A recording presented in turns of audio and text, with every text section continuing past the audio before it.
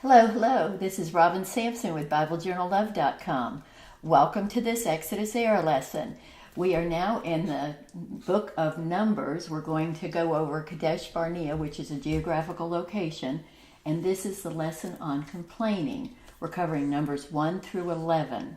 The Hebrews are now at the Mount Sinai, and they're getting ready to dedicate the temple and then gather up and organize and move on. And 3 million people have to move, so they have to be organized. And God gave them specific, detailed outlines of how to do that. And we're going to go over them briefly, but not now. Right now, I'm going to explain to you how to use the printables or digital, whichever you prefer. You know, each lesson I include the printables and the digital, so you can decide which way you want to do it. Now, we've already finished Exodus now.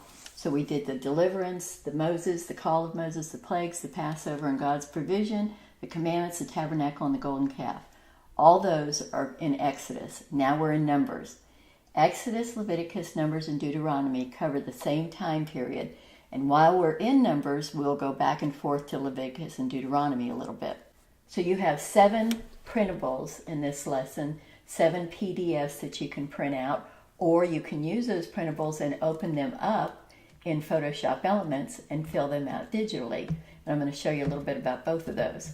You have 4 Traveler's Notebook pages. You have 2 blank ones that just have paint on them as a background, and then 2 pages of elements that you can build your own page. And then you have 2 completed pages like this that you can just fill out. Now you can open this in Photoshop Element and use your fonts and fill out the dates, which I've included for you here. Both Exodus and Numbers happened around the 5th century, circa. You could put a C dot before it to show that it's around, close to circa the 5th century, and were both written around the 8th century by Moses. So the rest of it you would fill out by yourself on what you learned from the lessons. And of course it's an open book. You can go back and look through the lessons and see what you want to say. So this is it's called synthesis. It's gathering information, reformatting it in your own words, and it's one of the highest levels of learning, and this is going to help you retain the lesson. So you're going to write a paragraph in here about, at a glance, what happened, just a few lines, which ones were your favorite verses, and then the main stories, which you can use the table of contents if you want, or you can use something else. But the stories in your mind, and then your favorite story. And then we have the same thing for Numbers. I'd like you to go ahead and fill out the page on Exodus before our next lesson, because we've already finished that book, and then look at Numbers and be thinking about it while we go along, but don't fill it out yet until you're done. Again, Moses, 5th century and 8th century are going to go in these little boxes. Now there's 2 ways that you can use these. You can go ahead and print out like the impasto paint background and print out all the little elements, cut them out and layer them on and have them look something like this. Or you can build it your own way. You can go use, I put the little cactus there to remind me to tell you, you can use that to build your own scrapbook using other elements from our other kits. Let me just show you real quick. I have most of mine in here. And so you can see that you can go through and look at some of the other things that you have available in the clip art. And there's other tags that you can use. You have an entire clip art of tags. You've got all kinds of flowers and washi tape and buttons and brads and paper flowers and paint bits. So anyway, you've got quite a bit there that you can utilize from any of the other kits. There's the chipboard or the plastic words you could use. And you can even use another background if you prefer. There's some wooden elements. There's another 2 quails there, the word quail, which we're going to use in this lesson, that you can go back and get those. More flowers and glitter and backgrounds and tags, etc., etc. The mountain, the commandments, whatever you want to put to decorate your notebook. Whether you start here and you could put some flowers or whatnot here, or start here and build it up from scratch. So that's why I put the little cactus there, just to remind you that you can use elements from other kits. But your little labels and tags are in this lesson. And then the same thing with the numbers. I just happen to make numbers more blue and Exodus more green. Then the clip art that we have in this lesson you'll use in your Bible or in your traveler's notebook, whichever you prefer. And they're always made about the size that you would need to put in a wide margin Bible. I did want to just mention 2 verses that I really like. And of course, as usual, you decide on what you want to do. But Numbers 14:18, the Lord is slow to anger, abounding in love, and forgiving sin and rebellion, yet he does not leave the guilty unpunished. Because that's kind of the whole theme of Numbers. And then Numbers 6:24 through 26, when I was going to Tom Bradford's church, this is the verse that he said in Hebrew and in English as a prayer over us every week. So it's another one of my favorites. The Lord bless you and keep you. The Lord make his face shine upon you and be gracious to you. The Lord lift up his countenance upon you and give you peace. So let's get started in Photoshop Elements. I'm in the Expert window and I have my Layers palette showing on the right hand side.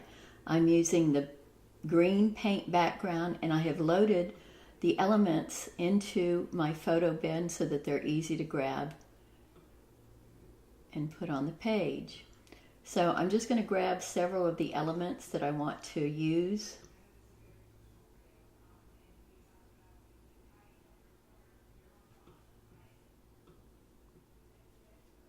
And before I start layering them, just get them on the page.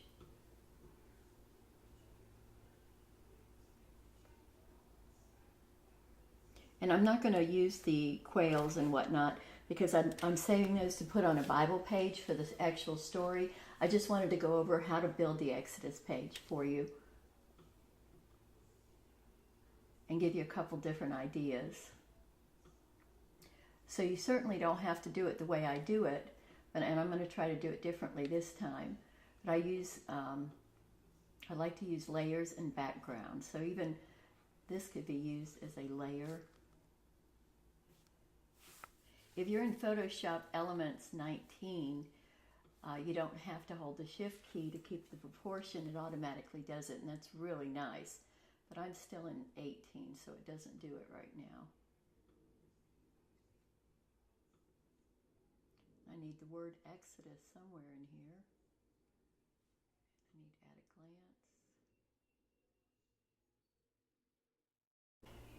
You know, I like to teach you a new technique or a little trick or tip each time I show you how I Bible journal.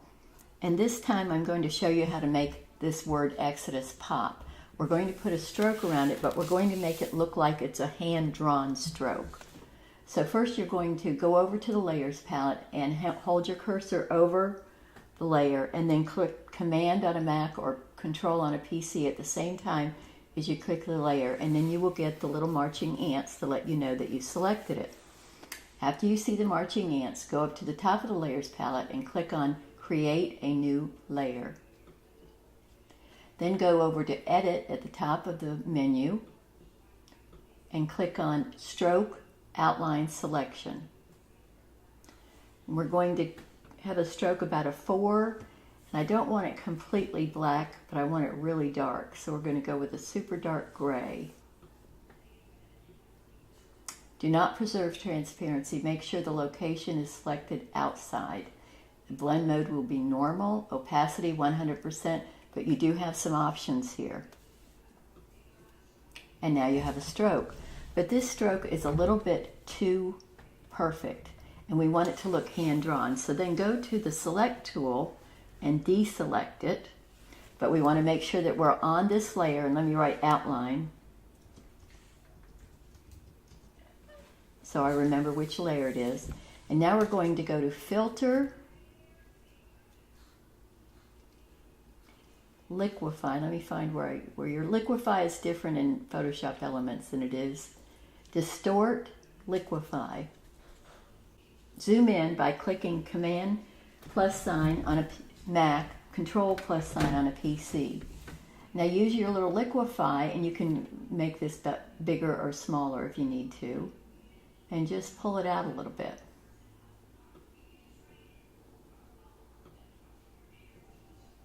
In a few places, and it looks like you traced around. And it's real cute, especially if you're doing a lot of mixed media work, because mixed media people, especially if they have art dolls, will trace their art dolls. And you just give it a little bit of a look that, you know, that you traced it. You could even go in instead of out. And there we go. So the Exodus is there. And I don't know if I'm going to put something behind that or not. I think it looks okay like that for now. And then I thought I'd just do something different here for the overview at a glance.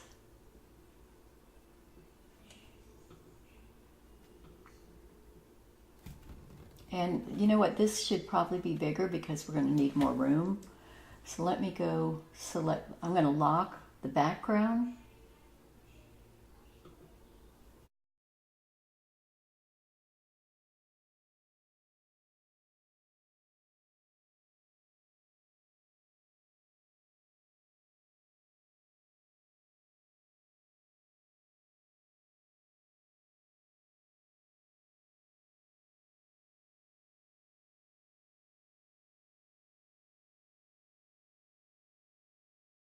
And then I made some bullets that you can use and add one at a time for depending on how many stories you use, or you can add all of the bullets at once.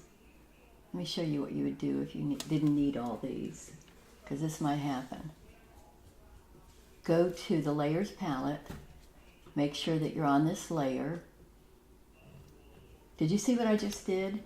Select the layer, right-click it, and that will help you find it in the Layers palette since you have so many different layers.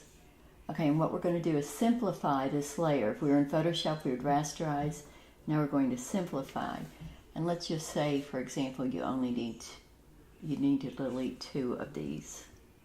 And they're gone. I used the rectangular marquee tool to select them. And now we have some bullets.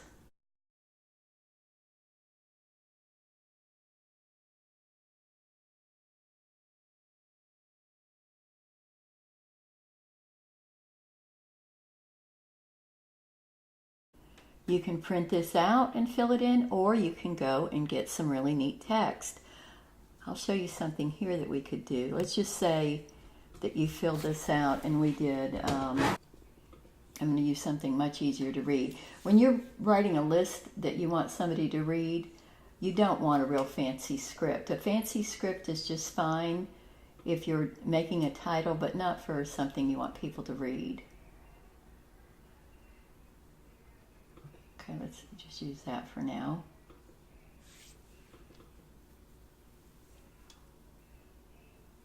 Okay, and then Moses' call.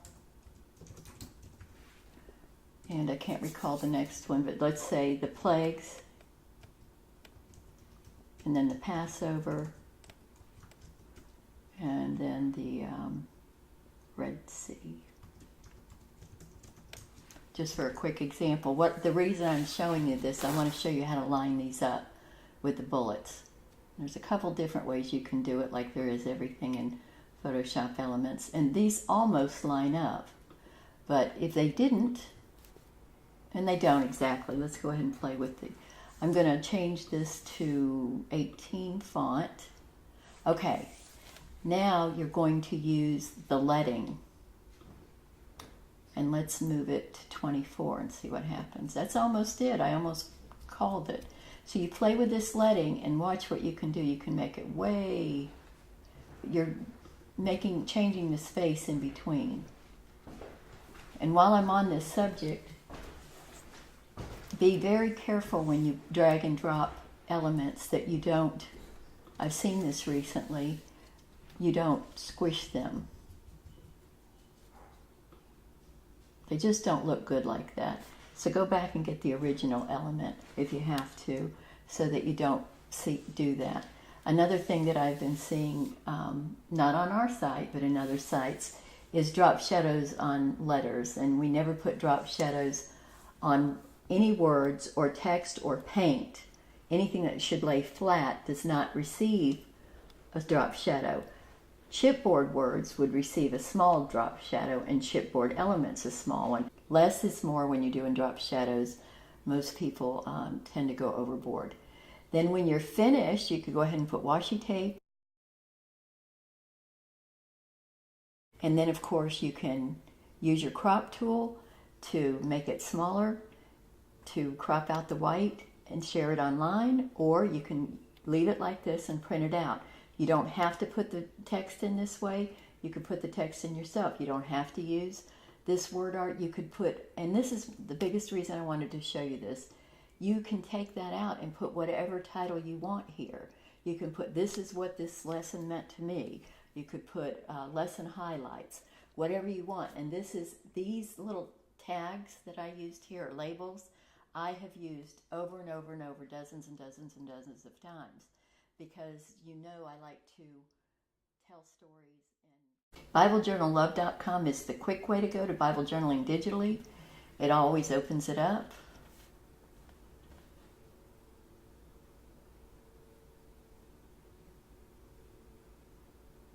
And I wanted to show you this page.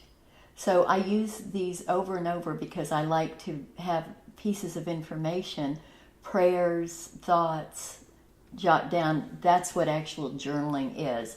And I'm doing more and more of it, and I hope you guys do more of it. I'm going to show you one other one. I'm going to go to my blog. And this one is Forgiveness Impacts Us Daily.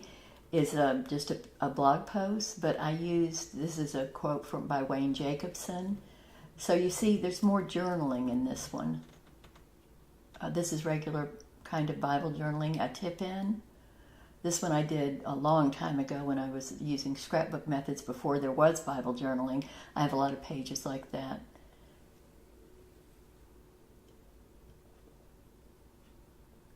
It's this one.